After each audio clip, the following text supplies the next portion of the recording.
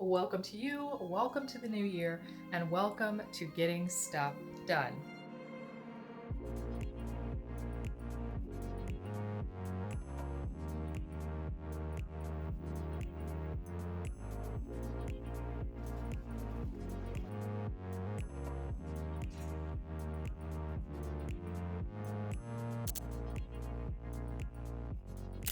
Now, some years I dread the idea of resolutions, probably just because they're so hard to stick to. But this year, I actually feel like I did okay last year, and that's very encouraging going forward. So, I had some things that I did last year, both in terms of mental hurdles and in terms of more physical, actionable hurdles. And I actually feel like they really helped me stick to more of my resolutions. So I'm making a plan for this year and I'm going to implement some of the same things. So the big thing that I'm really working on for this year is kind of the love the process thing or the life is a journey kind of thing. So I am very goal oriented, but it would obviously make the entire process of reaching a goal a lot easier if I was able to think of things more in a way of I'm on a walk up a mountain, not so much the I've got to get to the top of the mountain. It's sort of the difference between those two thought processes. Now, I'm not going for delusion. Obviously, I know that the walk up the hill will be difficult, but I definitely do know that if I break things into smaller pieces and if I don't stress out about the big picture, then obviously it makes everything a whole lot easier. I've actually watched a few videos about this, and there was something that really stuck out to me in one of the videos, and that is the idea of don't be yourself. I think that it's a little counterintuitive, and so many things today say just be yourself, just go for it. And in terms of really changing your life or reaching a goal, in some circumstances, you can't really be yourself because, myself is the person who sits on the couch watching TV. And if I continue to be myself, then I will obviously continue to do that. So that was really something that clicked for me. I do not like working out.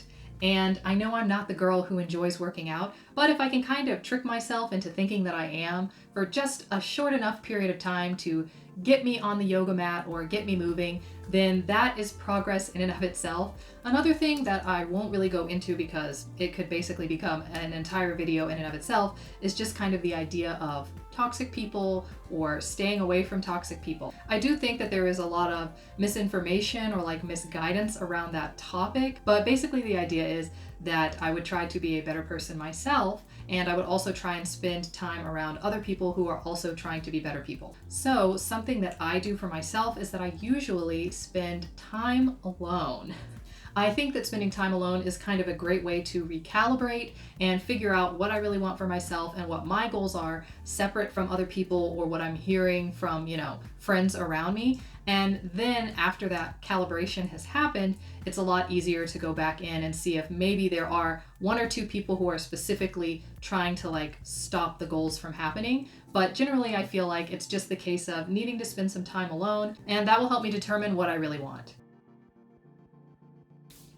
Okay, 3 things that I always do before I declare my goals. One thing that I always try to understand is there are only 24 hours in a day. So I just have to be reasonable. That's how many hours there are, and some of them obviously need to be spent on sleep.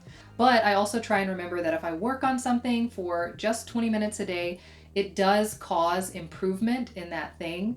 And even though it can feel very slow, 20 minutes of progress is still progress. Also, I like to remember that it takes 28 to 30 days to form a habit, so I have to keep at it for that long in order for it to kind of stick.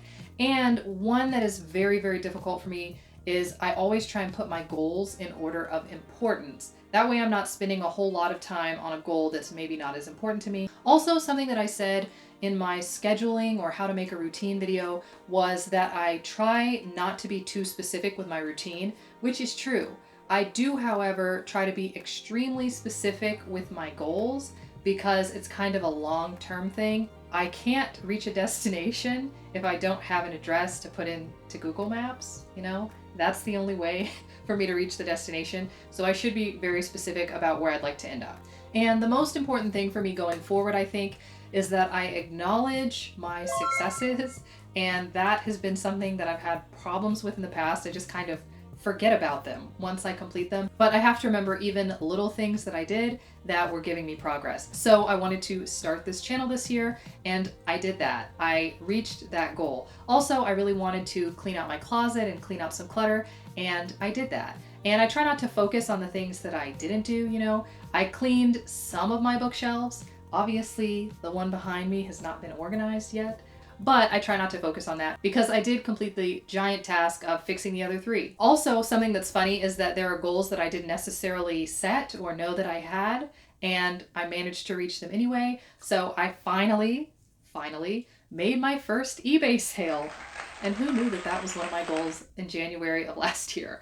I definitely did not. But now that I have put all of the work into getting that up and running, I finally made a sale. So I just like to acknowledge any success. I think that it is really going to fuel me for the next year, and it really helps.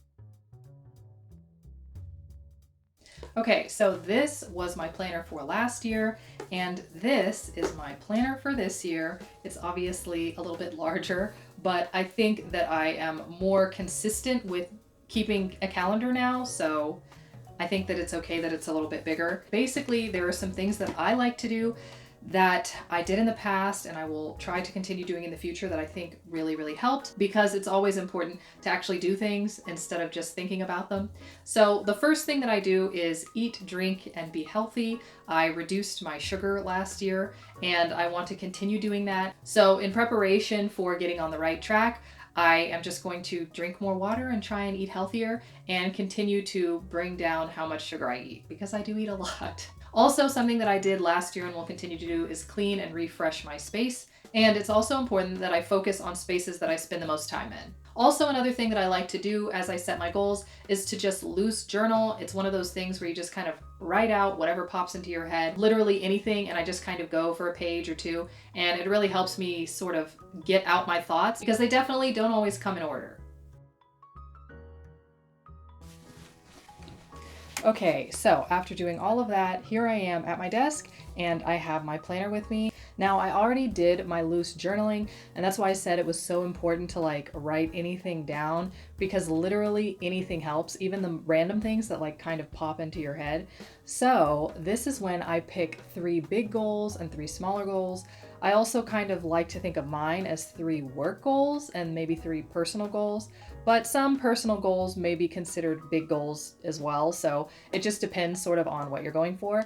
And I like to pull from my journal because sometimes there are things that maybe I've forgotten about that pop up, and it is super helpful for that. Not only that, but it can also help bring up maybe some more subconscious things that maybe I didn't even know that I really was interested in, and then I can make them into more solid, real goals. So when I start planning, the thing that I really like to do is plan just for the next month or just for the next 30 days, even if it's like halfway through a month. And that helps me from getting too bogged down in like all the little details. Obviously, I can't plan a year from now because I have no idea what I'll be doing a year from now.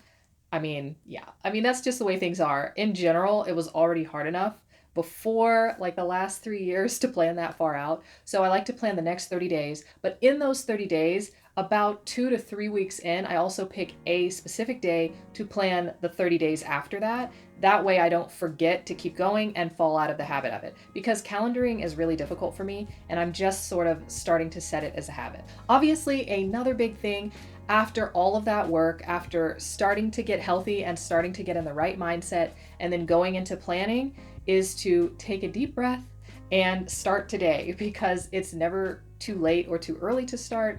Obviously, it's something that really needs to be done. And if I put it off and say, I'm going to start tomorrow or I'm going to start next week after I've eaten a bunch of candy, then obviously I will never start. And then I'll make an excuse to like wait another week and eat more candy the next week. And even if it's something simple as drinking another bottle of water or making sure that I have another serving of vegetables, it really helps to start with those small steps and then just kind of add in more and more as each day goes. So as I mentioned, I also have a like stress-free routine where I plan my individual days and sort of set a routine for each day. And that is what helps me take the little steps to complete big steps.